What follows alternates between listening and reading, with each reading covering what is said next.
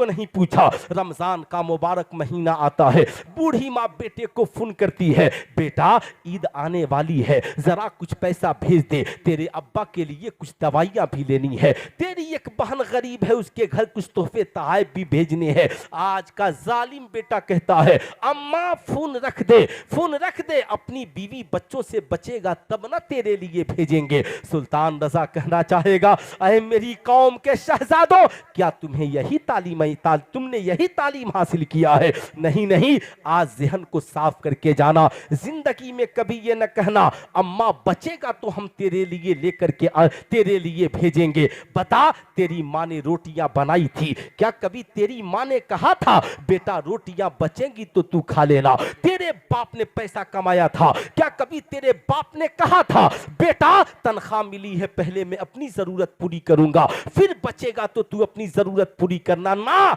हालात इतने बदल गए कि आजकल पढ़ी लिखी बहुएं जब घर में आती हैं तो कहती है, बताओ सास ससुर की खिदमत कुरान की है।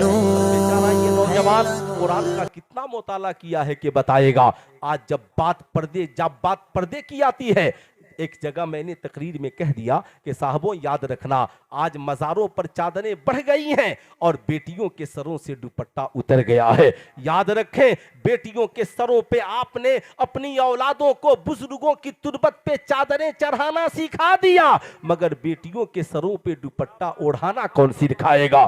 साहब, अब एक बेटी थी, उसने अपने बाप से कहा, मैं आज हिजाब बांधकर कॉलेज में गई थी, मेरी सहेलियों ने मेरा बहुत मजाक उड़ाया। किस बात का मजाक उड़ाया? कहा वो कह रही थी तुम ओल्ड मॉडल हो, पुराने ख्यालात की लड़की हो, पुराने जमाने की लड़की हो, ये बड़ा पुराना फैशन लेकर आई हो। हमें देखो, हम हर रोज न्यू फैशन का लिबास पहनते हैं, न्यू मॉडल का लिबास पहनते हैं, हमारे पास हर रोज नए नए लिबास हैं। बेचारा बाप मुरझाया हुआ मेरे पास फोन किया, कहा हजरत मेरी बेटी तो आज बहुत रो रही है, ऐसे ऐसे मामलात हैं। मैं कहता हूं इस्लाम की शहजादियों, घबराने की जरूरत नहीं है। जब तू इस्लाम पे अमल करेगी ना, शैतान गैरों के जरिया तुझे वर्गलाएगा, उन गैरों के जरिया तुझे वर्गलाएगा। टेंशन लेने की जरूरत नहीं है। कॉलेज की तेरी सहेलियां तुझे ओल्ड मॉडल कहती हैं, कहने दे, उन जालिमा लड़कियों से कहना ठीक है मैं ओल्ड मॉडल हूं,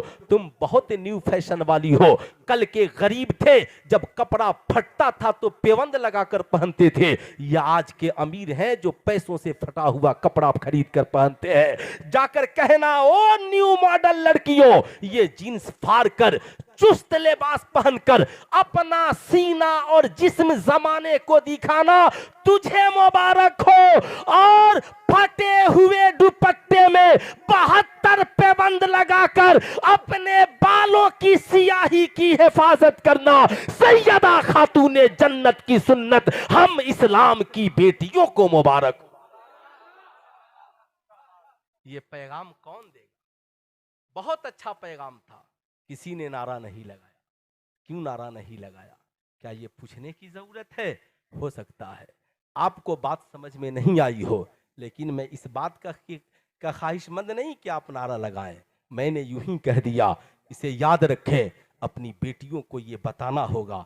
सिर्फ आप फातिहा कराएं सुभान अल्लाह, ये हमारा तरीका है, ये हमारा सलीका है। बुजुर्गों से इसके जरिया रिश्ता मजबूत होता है। मगर जब आप फातिहे के लिए बैठें, साहब हम 11वीं शरीफ मनाते हैं, हम ख्वाजा की छठी मनाते हैं, हम इमाम अहमद रजा का उर्स मनाते हैं। आप अपने घर में अपनी औलादों को लेकर के बैठे, हजरत गौसे आजम की जब की महफिल सजाएं, साहब फातिहे की ही महफिल अपने घर में खुद बैठाएं। छोटे छोटे अपने बच्चों से कहें, वो मेरे शहजादों तुझे पता है आज हम जिस बड़े पीर दस्तगीर के नाम का फातिहा करने जा रहे हैं, उनकी शान ये है जमाना दुनिया में आकर कुरान पढ़ता है, उन्होंने माँ के पेट में ही कुरान याद कर लिया। अब ये छोटे छोटे बच्चे हैं ना, इन बच्चों को साहब अजूबा बातें सुनने में बहुत लुत्फ आता है। ये बच्चे हैं छोटे छोटे, आजकल जितने छोटे बच्चे हैं ना, आप एक बार इनसे कहेंगे मछली जल की रानी है, जीवन इसका पानी है, फौरन लेसन सुनाने लगेंगे, लेकिन हमने अपनी औलादों को कभी नहीं बताया कि बेटा मछली और पानी का जो रिश्ता है, कि अगर मछली को पानी से अलग कर दो तो मछली मर जाएगी। ये छोटे छोटे बच्चे जानते हैं यही रिश्ता। आज से 1400 बरस, 1450 बरस पहले आमिना के लाल ने मुसलमानों को मस्जिद के हवाले से समझाया था और कहा था, याद रखना, अल मोमिनो फिल मस्जिद कसमको फिल मां। मोमिन का रिश्ता मस्जिद से ऐसे है जैसे मछली का रिश्ता पानी से है। मछली पानी के बगैर जिंदा नहीं रह सकती और मोमिन मस्जिद के बगैर जिंदा नहीं रह सकता। नारे तकबीर, नारे रिसालत, मसलके आला हज़रत, पैगामे मुस्तफा।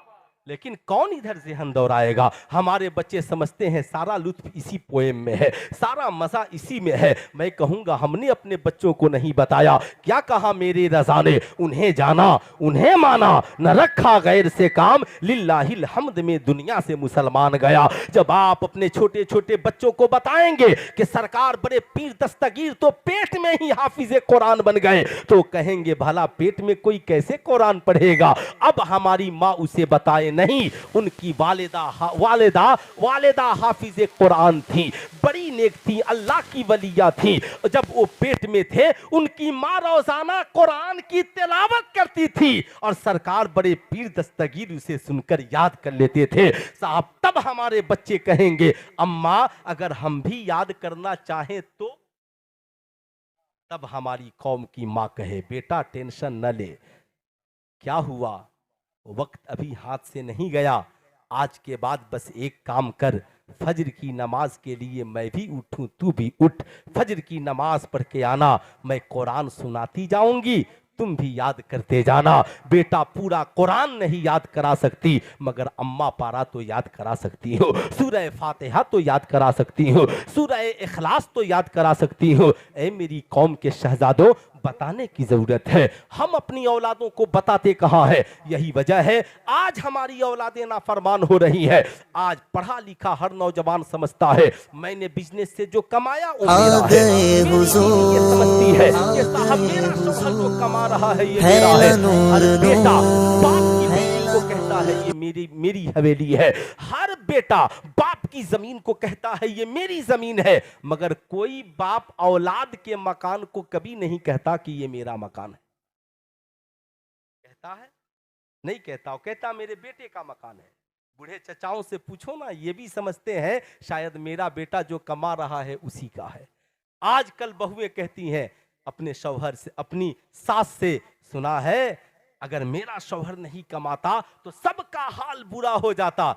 ये तो फख्र की बात माँ कहती कि अगर मेरा बेटा नहीं कमाता तो तेरा हाल बुरा हो जाता। लेकिन आज अजीब हालात है। वजह यह है कि साहब हमने अपनी औलादों को दुनिया की सारी तालीमें दी, मैट्रिक तक की किताबें पढ़ाई, इंटर तक की किताबें पढ़ाई, मगर हमने कभी अपनी औलादों को सरकार की सीरत पढ़ाने की कोशिश नहीं की। नतीजा यही हुआ। मैं अपनी कौम के नौजवानों से कहूंगा, अगर आज तक आपके ज़हन में ये बात है, अगर आज तक आपके ज़हन में ये बात है, तो याद रखिएगा कि आप समझते हैं मैं जो कमाता हूं ये मेरा है, तो ये आपकी भूल है। जिंदगी में याद रखना, एक नौजवान मुस्तफ़ा करीम की बारगाह में पहुंचा है, अर्ज गुजार होता है या रसूल अल्लाह मेरे माँ बाप आप पे कुर्बान, आका जी ये बताया जाए मर्द पर पहला हक किसका है? अल्लाह के नबी फरमाते हैं तुम्हारी माँ का। नौजवान ठहर गया, फिर दूसरी बार पूछता है या रसूल अल्लाह मर्द पर पहला हक किसका है? आका फिर फरमाते हैं तुम्हारी माँ का। फिर ठहर गया, फिर पूछता है या रसूल अल्लाह मर्द पर पहला हक किसका है?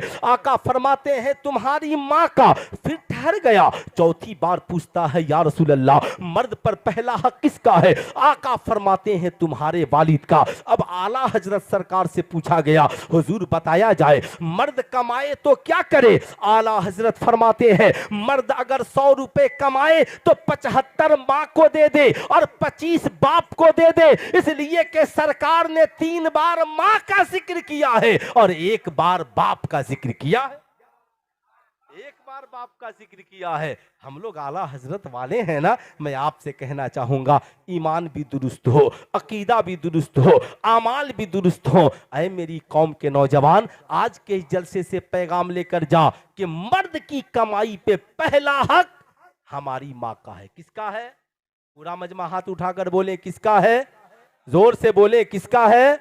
माँ का, फिर वालिद का। याद रखना, अब आला हजरत सरकार से पूछा गया, हुजूर बताया जाए माँ का रुतबा बड़ा है या बाप का रुतबा? आला हजरत सरकार फरमाते हैं मोहब्बत माँ से ज्यादा करो और अदब बाप का ज्यादा करो, इसलिए कि बाप तेरा भी हाकिम है, तुम्हारी माँ का भी हाकिम है। ऐ मेरी कौम के शहजादों, मगर आज अफसोस है, आज हम कमाते हैं मगर हमने तो कभी माँ को नहीं पूछा, हमने तो कभी बाप को नहीं पूछा। रमजान का मुबारक महीना आता है, बूढ़ी माँ बेटे को फोन करती है, बेटा ईद आने वाली है, जरा कुछ पैसा भेज दे, तेरे अब्बा के लिए कुछ दवाइयां भी लेनी है, तेरी एक बहन गरीब है, उसके घर कुछ तोहफे तहाइफ भी भेजने हैं। आज का जालिम बेटा कहता है अम्मा फोन रख दे, फोन रख दे, अपनी बीवी बच्चों से बचेगा तब ना तेरे लिए भेजेंगे। सुल्तान रजा कहना चाहेगा, अरे मेरी कौम के शहजादों, क्या तुम्हें यही तुमने यही तालीम हासिल किया है?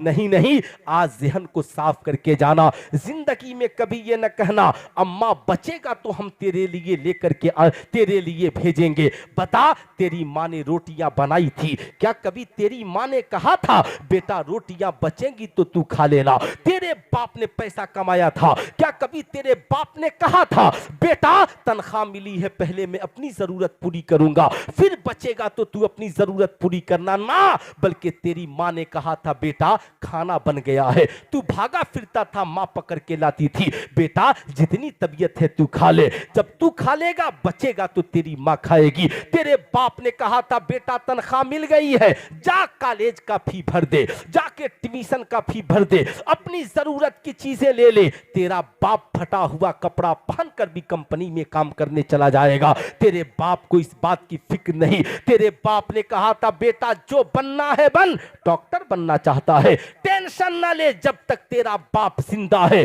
जरूरत पड़ी तो जमीन बेचकर पढ़ाएगा। तेरी माँ ने कहा था जरूरत पड़ी तो मैं जेवरात गिरवी रखकर तुझे पढ़ाऊंगी, बेटा कदम पीछे ना हटाना। यही वजह है कुरान ने कहा रब्बिरहमहुमा कमा रब्बयानी सगीरा, जब जाना तो दुआ यूं मांगना मालिको मौला मेरे माँ बाप पे ऐसे रहम फरमा जैसे बचपन में उन्होंने मेरे ऊपर रहम फरमाया। अब कुरान सलीका दे रहा है कि जब माँ बाप के सामने जाना जवानी को याद न करना, अपनी ताकत के नशे में चूर न हो जाना। जब माँ बाप के सामने जाना अपने बचपन को याद करना। जब तू दुनिया में नंगे आया सबसे पहले जिसने तुझे कपड़ा पहनाया वो तेरी माँ है, जिसने सबसे पहले तुझे दूध पिलाया तेरे मुंह में निवाला डाला वो तेरी माँ है। तेरे बाजुओं में ताकत नहीं थी, तेरी उंगलियां पकड़ के जिसने चलना सिखाया तुम्हारी माँ है। जब तुम बचपन को याद करेगा ना कि जब तू बेसहारा था उस वक्त तेरी माँ ने सहारा दिया है, जिसने पूरी जिंदगी की कमाई तेरी जवानी को, तेरी जिस्म को जवान करने के लिए कुर्बान कर दी, वो तेरा बाप है। इसलिए जब माँ बाप के सामने जाना ना अपने बचपन को याद करना ताकि तेरे अंदर गुरूर पैदा ना हो, तेरे अंदर साहब घमंड पैदा ना हो, तेरे अंदर तकब्बुर पैदा ना हो। ऐ मेरी कौम के नौजवानों, आज हमारी जिंदगी में तबाही इसीलिए है, हम डॉक्टर हैं, इंजीनियर हैं, प्रोफेसर हैं, हो सकता है हम आलिम मौलाना मुफ्ती भी हो, बहुत बड़े बिजनेसमैन हो, लेकिन हमने अपनी जिंदगी में अगर माँ बाप का हक अदा नहीं किया, अपनी कमाई में माँ बाप को हिस्सा नहीं दिया, हमारी जिंदगी में कामयाबी नहीं मिलने वाली है। इसलिए मेरी कौम के शहजादों, आज के जलसे से पैगाम लेकर जाओ, दिल्ली रहना, मुंबई रहना, कलकत्ते में हो, सऊदी अरब चले जाना, जब तनख्वाह उठाना पहला फोन अपनी माँ को करना। किसे करना? पूरा मजमा बोल दे, किसे करना? माँ को। अम्मा तनख्वाह मिली है, बोल कितने पैसे की जरूरत है? माँ मुस्कुरा देगी, कहेगी ठहरो तेरे अब्बा से पूछ लूं। जाएगी ना, पूछेगी, बाप मुस्कुराएगा, फख्र से सीना चौड़ा हो जाएगा, कहेगा सुनो मेरे बच्चे से कह दो कि पहले अपनी जरूरत पूरी कर ले, अपने बीवी बच्चों की जरूरत पूरी कर ले, फिर बच्चे तो हमारे लिए भेज दे।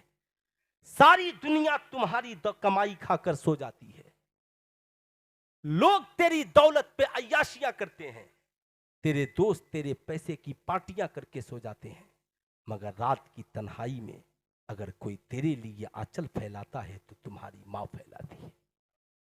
रात की तन्हाई में कोई तेरे लिए दुआ के लिए हाथ उठाता है तो तुम्हारा बाप उठाता है। इसलिए मेरी कौम के शहजादों, माँ बाप को फरामोश न करना। आज के बाद जाना कमाना तो सबसे पहले अपनी माँ और बाप को खिलाना। कितने नौजवान हैं जो आज के बाद इस पे अमल करेंगे? जरा हाथ उठाकर बताएं तो कितने नौजवान हैं? माशाअल्लाह, मैं समझता हूं इतने ही नौजवान काफी हैं। अगर आपने इतना ही अमल कर लिया तो मैं समझूंगा मेरा आना वसूल हो गया, अराकीन जलसा का बुलाना वसूल हो गया। ऐ मेरी कौम के शहजादों, याद रखना, जिंदगी में याद रखना, कभी बाप के आंखों में आंसुओं के कतरे मत आने देना। मैं ये नहीं कहता शायरों को मत दो, खूब दो। कोई सरकार की नात के बदले में क्या दे सकता? खूब दो। पीराने एजाम की भी खिदमत खूब करो आलिमों की खिदमत। सुबहान अल्लाह, ये बुजुर्गाने दीन की सुन्नत है। मगर रात की तन्हाई में कभी बाप का जेब भी देख लो। आ गए हुजूर, आ गए हुजूर, फैला नूर नूर, फैला नूर। नारे तकबीर, नारे रिसालत, मसलके आला हजरत, फैज़ाने गरीब नवाज, अज़मते वालिदैन। खूब दो, जितना देते हो ना खूब दो, मगर कभी बूढ़ी माँ के आंचल में भी जाकर कुछ पैसे डाल दो। डालो।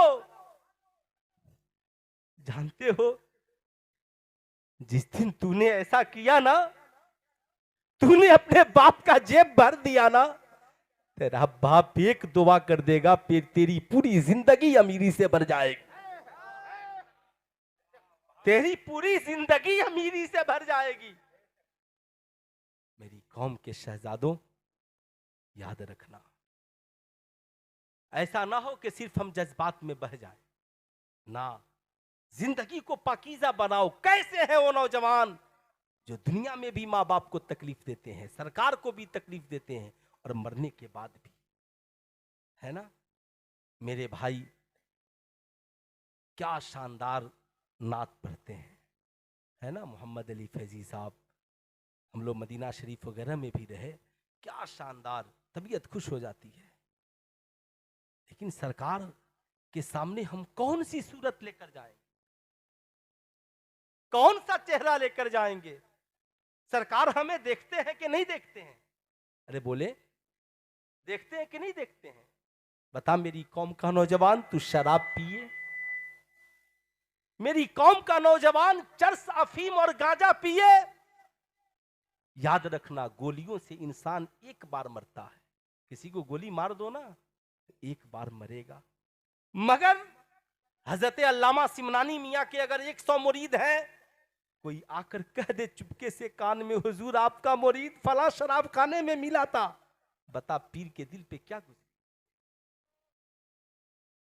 सुन, तू जाकर चरस पीता है, स्मोकिंग करता है, अगर मोहल्ले के किसी नौजवान ने तेरी माँ से आकर कहा होगा ना कि तेरे बेटे को फला जगह स्मोकिंग करते देखा था, तेरी माँ की मौत, जिस्म से रूह बाद में निकलेगी, मगर तेरी माँ बेमौत मर जाती। अगर हमारा किरदार और कैरेक्टर गंदा हो गया, साहब मेरे माँ बाप रात की तन्हाई में हर रोज मरते हैं, हर रोज, हर रोज। मेराज की शब है, आका तशरीफ ले गए, जिब्रील अमीन ने प्याला पेश किया, आका ने दूध को पिया, शराब को ठुकरा दिया। मैं ये नहीं कहता कि वो शराबी तोहूरा था या कौन शराब था, मगर इमाम गजाली ने और अल्लामा अब्दुल मुस्तफा आजमी ने उसके बाद के जो जुमले नकल किए हैं वो ये हैं कि हुजूर आपने फितरत को अख्तियार किया है। अगर आप शराब पी लेते या अगर आप फितरत को अख्तियार न करते तो आपकी उम्मत गुमराह हो जाती। मेरी कौम के शहजादों, याद रखना, सरकार ने ठुकरा दिया। सरकार ने फरमाया, याद रखना, इस्लाम में शराब पीना कल भी हराम था और आज भी, जोर से बोले, आज भी हराम है। जगह जगह आप देखे होंगे सड़क किनारे, भारत में 1.5 लाख तलाकें सिर्फ इसलिए हुई कि उन औरतों के शौहर शराबी थे। सड़क पे किनारे किनारे तख्तियां लगी रहती हैं, शराब पीकर गाड़ी चलाना मना है ना, तख्तियां लगी रहती हैं दिल्ली, मुंबई, कलकत्ता, सब जगह देखिए। क्यों साहब? इसलिए गाड़ी चलाने वाला शराब पिएगा, गाड़ी में बैठने वालों की जान चली जाएगी। ऐ मेरी कौम के नौजवान, अगर गाड़ी चलाने वाला शराबी हो जाए तो गाड़ी में बैठने वाले की जान को खतरा है। अगर मेरी कौम का नौजवान शराबी हो जाए तो इस कौम के लिए खतरा है। याद रखना, अगर घर का नौजवान शराबी हो जाए तो फिर माँ का क्या होगा, बाप का क्या होगा, भाई बहन का क्या होगा, पड़ोस रिश्तेदारों का क्या होगा। ऐ मेरी कौम के नौजवानों, आज के इस जलसे से इरादा करके जाओ। तुम बड़ी वीआईपी पार्टियों में जाते हो, दोस्तों के बर्थडे पार्टियों में जाते हो, एनुअल फंक्शन में जाते हो, शादी की सालगिरह मनाते हो। माशल्लाह, तेरा अगर कोई साथी तुझसे कहता है चल आज शराब की पार्टी करते हैं, कहना ना ना ना, मैं दूध पी सकता हूँ, मैं शहद पी सकता हूँ, मैं शरबत पी सकता हूँ, मैं बिरयानी मुर्ग मुसल्लम खा सकता हूँ, मैं चाय पी सकता हूँ, मगर जिंदगी में कभी शराब नहीं पी सकता। कहेगा क्यों? तुझे मेरी दोस्ती का वास्ता, कहना तू मेरा दोस्त बाद में है, मैं मुस्तफा जाने रहमत का गुलाम पहले हूँ। मेरे आका ने आज से 1450 बरस पहले मना फरमाया, इस्लाम में शराब पीना कल भी हराम था और शराब पीना आज भी। क्यों? इसलिए कि शराब तमाम बुराइयों की जड़ है। इसलिए शराब न पीना, चरस न पीना, अफीम न पीना, गांजा न पीना, स्मोकिंग न करना। आजकल नौजवानों का स्टाइल चला हुआ है, एक हाथ में सिगरेट, एक हाथ में पेप्सी कोको कोला, एक हाथ में सिगरेट, एक हाथ में चाय। मैं ये नहीं कहता कि सिगरेट पीना, समझ रहे हैं ना, सिगरेट पीना मना है, गुनाह है, नहीं। लेकिन मैं आपसे ये जरूर कहता हूं कि ये अदब के खिलाफ। बाअदब बनिए, बड़ों का एहतराम कीजिए, छिछोरापन वाला किरदार मत अपनाइए। किरदार ऐसा पेश कीजिए, एयरपोर्ट पे हो, पानी मिल जाए वहीं बैठकर पी लीजिए, जमाना आपको देखकर कहे ये गुलाम ऐसे हैं, कहीं हो मगर सरकार की सुन्नत को जिंदा करने वाले हैं। उन आवारा लोगों की तरह मत बनिए साहब, जो ये समझते हैं हमारा जिस्म हमारी मर्जी, हम अपनी मर्जी से जिंदगी जिएंगे। हम किसी मौलवी मौलाना के कहने पर जिंदगी क्यों जिएंगे? हम किसी मौलवी मौलाना के कहने पर जिंदगी क्यों गुजारेंगे? हमारी मर्जी हम कान में बाली पहने, हमारी मर्जी हम हाथ में कड़ा पहने, मेरी मर्जी हम बाल बढ़ा करके चोटियां लगा ले। सुल्तान रजा कहना चाहेगा, औरतें भी कहती हैं मेरी मर्जी हम दुपट्टा ओढ़े, किसी मौलवी मौलाना का क्या जाता है। मैं कहूंगा टेंशन न लो, बड़ा गुरूर है तुझे अपने जिस्म पर। याद रखना, सरकार ने फरमाया मन तशब्बह बिकौमिन फहुव मिनहुम, जो जिस कौम से मुशाबिहत करेगा उसका अंजाम उसी के साथ होगा। इसलिए याद रखना, कड़ा पहनना सिखों का तरीका है, फ्रेंच कट दाढ़ी रखना यहूदियों का तरीका है, बाल बढ़ा करके चोटी लगाना ये नचनिया और भजनिया का तरीका है। बता ईमानदारी के साथ बता, क्या मरने के बाद तू सिखों के साथ रहना चाहेगा? क्या मरने के बाद नचनिया भजनिया के साथ तू उठना चाहेगा? इसलिए ना, अगर तुम चाहते हो कि मरने के बाद तुम्हारा अंजाम इन बुजुर्गों के साथ हो, मरने के बाद तुम्हारा अंजाम अल्लाह के वलियों के साथ हो, मरने के बाद तुम्हारा अंजाम मुस्तफा जाने रहमत के साथ हो, तो चेहरे पे सरकार की सुन्नत को सजाओ, जिंदगी को सुन्नते मुस्तफा का आईना बनाओ, ताकि मरने के बाद कब्र में जाओ, फरिश्ते देखें तो कहे सवाल क्या पूछते हो, चेहरा बता रहा है आशिके मुस्तफा आया। नारे तकबीर, नारे रिसालत, मसलके आला हजरत फैज़ाने गरीब नवाज। है ना। सुने, तो आप याद रखिएगा, चेहरा ऐसा हो, है ना, कौन नहीं जानता हुज्जतुल इस्लाम अल्लामा हामिद रजा खां अली रहमा और रिजवान को। कौन है ये, कौन है? हुजूर ताजु शरिया के दादा जान हैं। इनके परदादा, हुजूर के, है ना, अल्लामा सिमनानी मियाँ के परदादा। सुने, आपने अल्लामा पाकिस्तान के मुहद्दिस आज़म पाकिस्तान अल्लामा सरदार अली खान का नाम सुना होगा, सुना है ना। बहुत बड़े पाकिस्तान के मुहद्दिस। वो कैसे इतने बड़े मुहद्दिस बने, सुनिएगा। बस ये आखिरी बात, उसके बाद मेरी तकरीर खत्म। अरे नहीं नहीं, मर्जी नहीं, ये बुजुर्गाने दिन बैठे हैं, अब कितनी देर बैठाइएगा, है ना। 3 बज चुके हैं। तो मैं अर्ज कर रहा था, सुने, अब अल्लामा सरदार अली खान ये सिंध के रहने वाले थे, अरम जवान और कॉलेज के पढ़े लिखे, और उस जमाने में लाहौर में पटवारी का इम्तहान देने आए थे, पटवारी का। और अल्लामा हामिद रजा खान अलैहि रहमा और रिजवान शहजादे आला हजरत, अरे बोलो ना भाई सुभान अल्लाह, लाहौर मुनाजरे में तशरीफ ले गए। बदअकीदों से मुनाजरा हो रहा था हुजूर की सरपरस्ती में, लाहौर में हजरत बैठे थे। इतने खूबसूरत थे, इतने खूबसूरत, इतने खूबसूरत, इतने खूबसूरत कि अल्लामा सैयद शाह तुराबुल हक कादरी कहते हैं कि जब पान खाते थे ना और पीत निगलते तो गले से नजर आए। इतने खूबसूरत। नारे तकबीर, नारे रिसालत, फैज़ाने आला हजरत हुजूर हुज्जतुल इस्लाम, है ना। इतने खूबसूरत। अब ये आए थे पटवारी का इम्तहान देने, ये भी गए थे देखे मुनाजरा क्या होता है, कैसे आलिम लोग मुनाजरा करते हैं। जब ये गए और हजरत को देखा तो दिल दे दी। हजरत को देखा तो, तेरे गुलामों का नक्शे कदम है राहे खुदा, वो क्या बहक सके जो ये सुराग लेके चले, है ना। वो क्या बहक सके जो ये सुराग लेकर चले। दिल दे बैठे। अरे मोहब्बत हो गई किससे? अल्लाह के वली से, है ना। ये मोहब्बत नहीं, मोहब्बत हो गई अल्लाह के वली से। बैठ गए, जलसा खत्म हुआ, हजरत के पास आ गए, हुजूर अब आप मुझे अपना बना लीजिए। कहा मेरा बनोगे? कहा हाँ। कहा घर नहीं जाना? कहा नहीं जाऊंगा। कहा कहाँ चलोगे? कहा हुजूर जहां आप जाएंगे वहीं चलूंगा।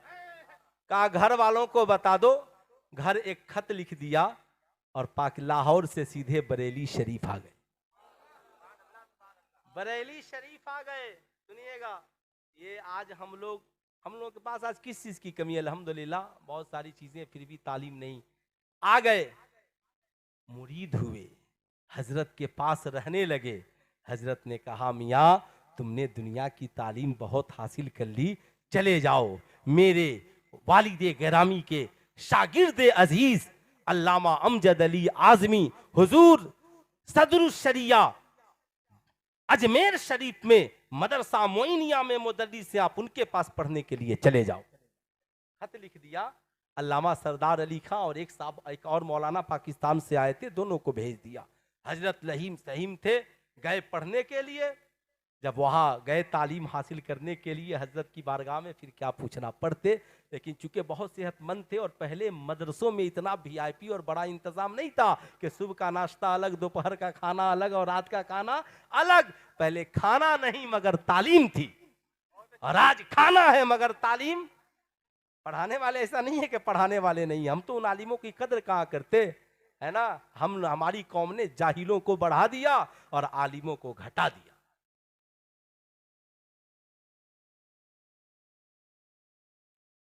बुरा मत मानिएगा। जो बुखारी पढ़ाता है उसकी आप कदर करते हैं, जो मुस्लिम पढ़ाता है आप उसकी इज्जत करते हैं, जो 5 वक्त की नमाज पढ़ाता है कभी आप उसकी कदर करते हैं। बुरा मत मानिएगा, खूब दीजिए, मैं किसी के खिलाफ नहीं। यार आप जलसे में जितना साल भर में लुटा देते हैं, मुझे लगता है जलसे में हम जितना खर्च करते हैं, सुभान अल्लाह, खूब कीजिए, अल्लाह और दे आपको, खर्च कीजिए। कभी इस हिसाब से इमाम की तनख्वाह भी तो बढ़ा दीजिए, कभी इस हिसाब से इमाम की तनख्वाह भी तो बढ़ा दीजिए। कभी बढ़ा तो दीजिए आप, है ना। अच्छा, आज मुअज्जिन का क्या बोले हुजूर, आज हाल ये है कि तनख्वाह इमाम की मुअज्जिन वाली, और मसला पूछने पहुंचेगा तो सोचेगा मुफ्ती आजम हिंद से मसला पूछ रहे हैं। एक साहब आए मुझसे, कहे दम इमाम जाहिल है। मैंने क्या हुआ भाई? कहा भी उससे पूछे सलातो सलाम कुरान की किस आयत से साबित है? तो कह रहा पूछ कर बताएंगे। क्या पढ़ा है? मैंने कहा कितनी तनख्वाह देते हैं? बोला 5,000। मैंने 5,000 में तो मुअज्जिन भी नहीं मिलेगा, तो तनख्वाह मुअज्जिन वाली दीजिएगा और जाइएगा मसला इमाम आजम अबू हनीफा की तरफ पूछने के लिए, है ना। बुरा मत मानिएगा, याद रखिए मेरी बात को। जैसे जैसे आप इमामों और आलिमों और मदारिस इस्लामिया के मुदर्रिसीन और मदारिस को आप कमजोर कर रहे हैं, आने वाले दिन में आपका अंजाम अच्छा होने वाला नहीं है। कल यहां कोई अच्छी तरह तकरीर करने वाला भी नहीं मिलेगा। मेरी बात लिख के रख लीजिए, वही जाहिल लोग मिलेंगे जो रंडी नचाएंगे, ठीक है। इसलिए खबरदार, इस्लाह हो मगर होश के साथ हो। ये मिंबरे रसूल है, खूब होश के साथ मिंबरे रसूल है, इसका ख्याल रहे कि हम इसके बारे में क्या बोल रहे हैं, खूब ख्याल रहे। मेरे इमाम जब जाते थे ना तकरीर करने के लिए तो कहते मैं खतीब नहीं हूं, मुझे ये सब बयान करना अच्छा नहीं लगता। आप लोगों में किसी को कोई मसला नहीं मालूम हो तो मुझसे पूछिए, मैं उसे बताने के लिए आया। तो जब कोई सवाल करता तो मेरे इमाम सैयदी सरकार आला हजरत उस मसले पर 1.5 घंटा 2-2 घंटा खिताब किया कर, 1.5 घंटा। तो बात बहुत इधर उधर चली जाएगी, सुन लीजिए। अल्लामा सरदार अली खान मुहद्दिस आज़म पाकिस्तान कहाँ है पढ़ने के लिए? अजमेर शरीफ। हुजूर सदरुस शरिया की बारगाह में गए, सुबह को 2 रोटी, दोपहर में हल्का चावल और रात को 2 रोटी, वो भी सुबह में कभी नसीब नहीं।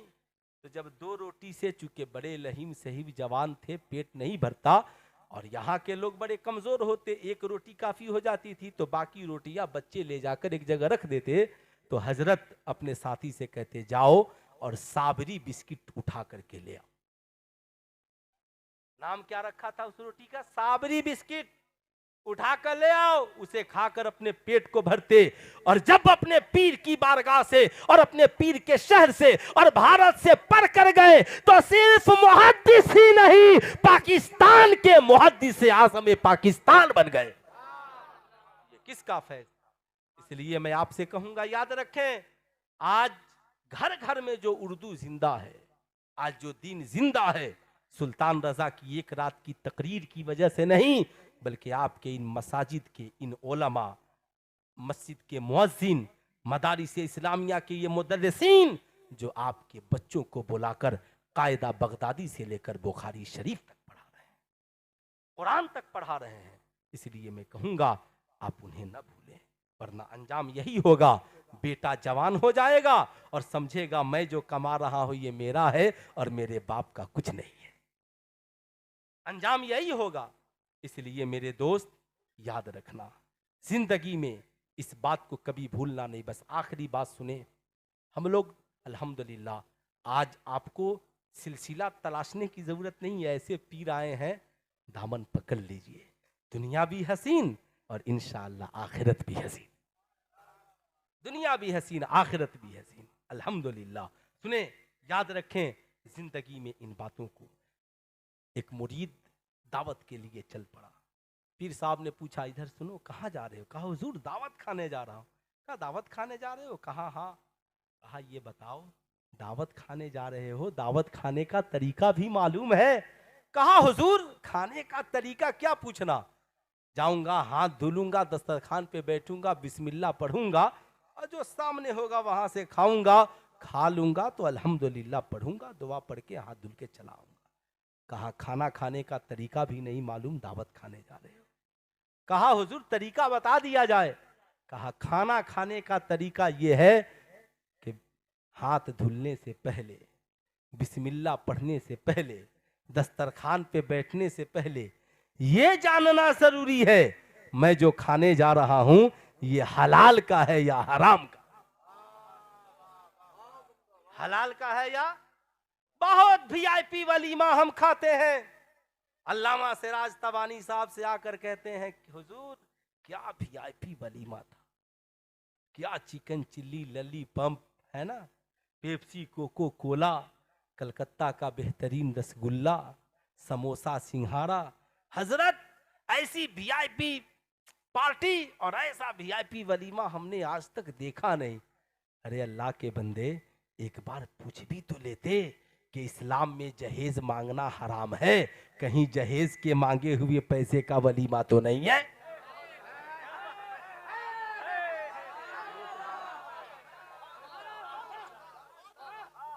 एक बार पूछ भी तो लेते, एक बार पूछ भी तो लेते। वलीमा सरकार की सुन्नत, मगर मुतालबे जहेज हराम, और मांगे हुए जहेज के पैसे से वलीमा खाना और खिलाना भी हराम। बुरा ना मानना साहब। 50 जोड़े कपड़े मांगते हो, बताओ ईमानदारी के साथ। लड़की वाला हर यही चाहता है कि एक लड़के का जोड़ा, एक बाप का जोड़ा, एक माँ का जोड़ा, एक दो भाई बहन का, मगर तुमने पूरा खानदान लिखवा दिया। बेचारे बोल ही दें, हजरत का हुक्म हो रहा है बोल ही दें, है ना। अब इस शुभ में क्या बोल दें। मैं सिर्फ इधर से, है ना, बड़ों का कभी गुस्ताख बन के नहीं जीना, है ना, कभी नहीं, जिंदगी में कभी नहीं। वही तकरीर खत्म, वहीं पे फिर तकरीर कर लेंगे। कोई बड़ी बात, हम तकरीर क्या करेंगे, इन बुजुर्गों का फैजान है ना। सिवान शहर में फकीर रहता है, लेकिन कभी अल्हम्दुलिल्लाह आप इस मामले में कभी भी समझौता ना करें। याद रखें, मैं ये अर्ज कर रहा था साहब, अजीब इत्तफाक, 50 जोड़े। अब लड़की वाला मजबूर है, नहीं देगा तो रिश्ता नहीं होगा। अब वो जो है और राशि वल मुर्तशी किलहुमा फिन्नार, रिश्वत लेने वाले और देने वाले दोनों जहन्नम में जाएंगे। लेकिन अज जरूरातो तो भी हुल महजूरात, लड़की वाले के लिए तो जरूरत है, नहीं देगा तो रिश्ता नहीं होगा, मजबूरी में दे रहा है।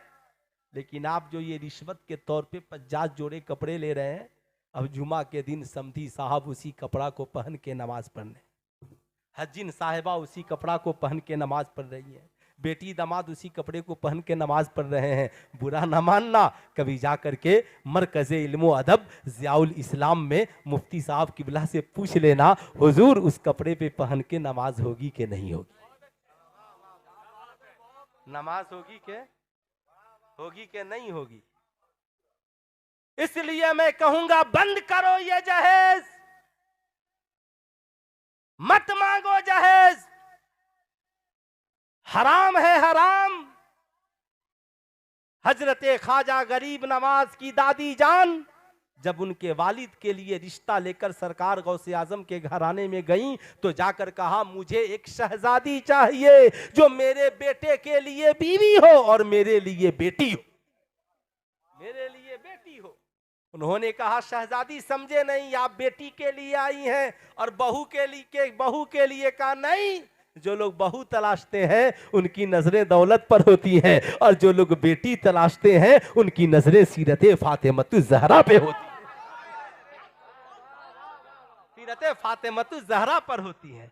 का मतलब कहा निकाह तक आपकी बेटी और निकाह के बाद मेरी बेटी, कहा कुछ तैयारी, कहा नो तैयारी। जब तक आपकी बेटी थी आपने कपड़ा दिया, जब तक आपकी बेटी थी आपने खाना दिया, जब तक आपकी बेटी थी आपने कपड़ा पहनाया, जब तक आपकी बेटी थी आपने सुलाया। अब निकाह के बाद ये मेरी बेटी होगी तो कपड़ा मेरा पहनेगी, खाना मेरा खाएगी, मेरे घर में रहेगी, जहां सोऊंगी सुलाऊंगी अपने घर में रखूंगी। इसलिए कि इस्लाम में जहेज मांगना हराम है। अल्हम्दुलिल्लाह लड़की वाले भी कम नहीं, लड़का मांगे तो जुर्म बेशक गुना, और लड़की वाला बेटी का जो हिस्सा नहीं देता है ये गुनाह नहीं है। शरीयत ने हक मुकर्रर किया है। बता तेरी बहन हिस्सा नहीं मांगती तो तू काहे नहीं देता? जिस दिन हमने बहन और बेटियों को हिस्सा देना शुरू कर दिया, कुरान ने क्या कहा? उठाओ कुरान पढ़ो, मर्द को 2 हिस्सा और औरत को 1 हिस्सा। बाप की कमाई की बिल्डिंग है, 2 हिस्सा भाई का 1 हिस्सा बहन का। बाप की कमाई है 2 हिस्सा भाई का 1 हिस्सा बहन का। बाप की जमीन है 2 हिस्सा भाई का 1 हिस्सा बहन का। जहेज का खात्मा हो जाएगा, बहुत बड़ा भिखारी तेरे घर आ गया है, कहता है माशअल्लाह जहेज चाहिए, कहना मांगता काहे है। अल्लाह उसके रसूल ने मेरी बेटी का जो हिस्सा मुकर्रर किया है मैं हमेशा उसे देने के लिए तैयार हूं। मेरी बहन का जो हिस्सा मुकर्रर किया है मैं देने के लिए तैयार हूं। तुझे मांगने की आवश्यकता और जरूरत नहीं है। जिस दिन हमने देना शुरू कर दिया इंशाअल्लाह जहेज का खात्मा हो जाएगा। मगर आज शादी के बाद लिखता है वीआईपी, है ना, वलीमा कराता है वीआईपी और स्टेज कुर्सी लगाता, बगल में बैठाएगा, है ना, लिखेगा I love my wife, Facebook पे डाले। आ गए हुजूर, आ गए हुजूर, फैला नूर नूर। क्या मोहब्बत करेगा, तूने तो मेरी डोली उठने से पहले मेरे बाप का जनाजा उठा दिया, मेरे भाई को कंगाल